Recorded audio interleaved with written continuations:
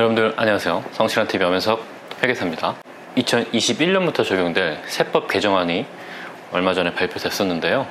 굉장히 많은 개정안을 담고 있지만 그 중에서 간이과세자분들에게 적용될 개정 세법에 대해서 말씀드리도록 하겠습니다. 궁금하신 분들은 끝까지 봐주시고 구독과 좋아요, 알람 설정까지 무료인 거 아시죠? 먼저 이 부가가치세 간이과세자 기준 매출액이 크게 인상됩니다.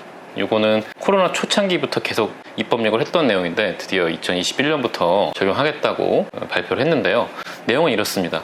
제가 지난 영상에서 부가세 코로나 감면에 대해서 말씀드린 적이 있죠. 그때 기준액이 6개월치 공급가액이 4천만 원 이하이신 분들이 코로나 감면을 받을 수 있었는데 그 혜택을 이제 상시로 받을 수 있게끔 조정해 준 겁니다. 직전 연도 1년, 그러니까 2020년 1년 동안 매출액이 부가세를 포함한 공급 대가 매출액이 8천만 원까지는 간이과세자로 적용해 주겠다. 기존에는 4,800만 원인데 8천만 원으로 인상을 해 줌으로써 간이과세자가 되시는 분들이 많이 늘어나게 그렇게 변경이 됩니다.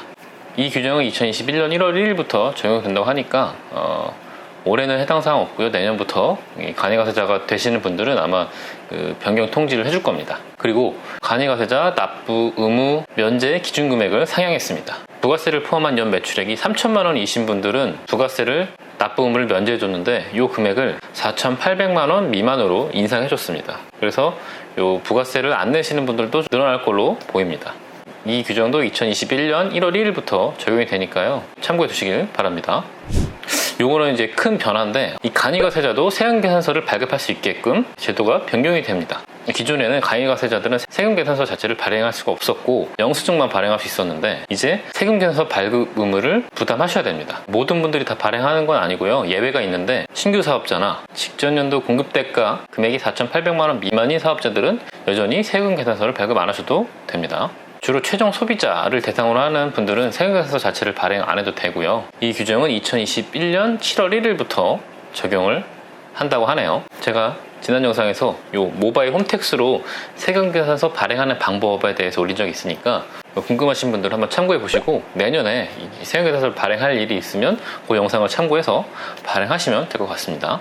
간이과세자분들은 이런 경우가 있습니다. 기존에는 공급받는 자들이 간이과세자와의 거래를 좀 꺼리는 경우가 있었습니다. 왜냐하면 세금계산서 발행할 수 없으니까 공급받는 자들이 부담한 매입세액을 부가세에 신고할 때 공제받을 수가 없는 그런 문제가 있어서 공급받는 자가 간이과세자와 일부러 거래를 안 하는 경우도 있었습니다. 그런 문제가 좀 있어서 간이과세자가 세금계산서를 발행할 수 있게 하고요.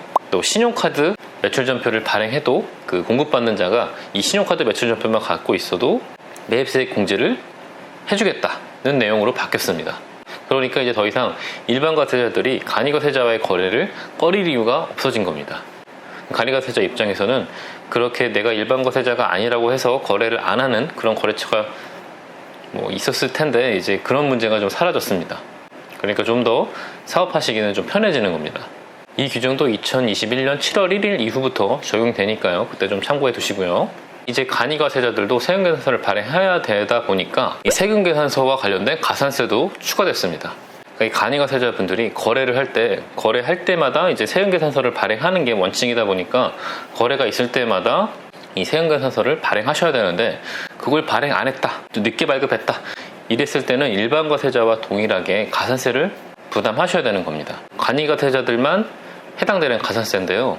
이 간이과세자가 세금계산서 발급 의무가 있는 사업자로부터 물건을 공급받고 세금계산서를 수취하지 않은 경우에는 내가 매입한 공급대가 곱하기 0.5%의 가산세를 낸다라는 규정이 생겼습니다. 그러니까 간이과세자 분들은 세금계산서를 무조건 수취하셔야 된다라고 생각하시면 됩니다. 얘도 마찬가지로 2021년 7월 1일부터 적용한다고 하니까요. 참고해 보시고요. 좀 안 좋아지는 게 하나 또 생겼습니다.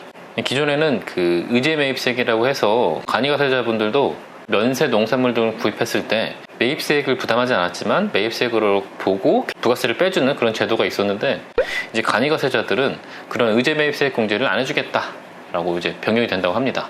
그리고 간이과세자들이 신용카드 매출이 있으면 그 매출 금액의 1.3%에서 2.6%까지 부가세를 공제해주는 신용카드 세액 공제가 있었는데 그 율을 그냥 이제 1.3%로 단일화 시킨다고 합니다. 기존에 음식점 숙박업을 하신 간이과세자들은 2.6%의 공제를 받을 수 있었는데 이게 1.3%로 낮아지는 겁니다.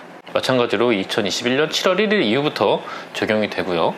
이것도 이제 좀 안 좋아지는 건데, 간이과세자 분들이 기존에 세금계산서를 수취했으면 그 수취한 세금계산서에다가 세금계산 수취한 금액에 대한 매입세액 곱하기 업종별 부가가치율 해서 매입세액을 공제받을 수가 있었는데, 이 계산 방식이 세금계산서로 발급받은 그 금액에다가 일괄적으로 0.5%를 곱하는 걸로 바뀌었습니다. 그러니까 기존보다 좀 그 금액이 줄어들 걸로 보입니다.